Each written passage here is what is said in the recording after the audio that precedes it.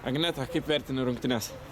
Šiaip gan neblogai, buvo progų, bet buvo progų, kurių ir neišnaudojau, bet ačiū komandos draugiam, kurios davė man progas ir pelniau 3 įvarčius.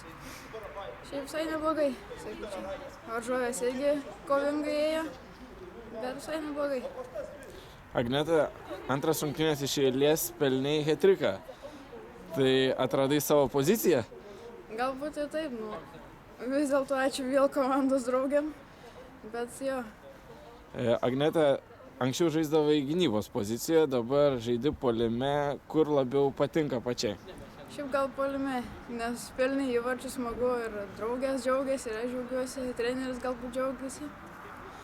Agneta, esi jauna futbolininkė, praėjusiais metais negavai tiek daug progų pasireikšti pagrindinėje Gintros komandoje, šiemet jau gavai kur kas daugiau. Kaip sekasi įsilieti į komandą? Gal, visai neblogai, bet mažai gal atsidenginėjai, bet dar iš klaidų mokomės, tai gal pasiseks dar labiau.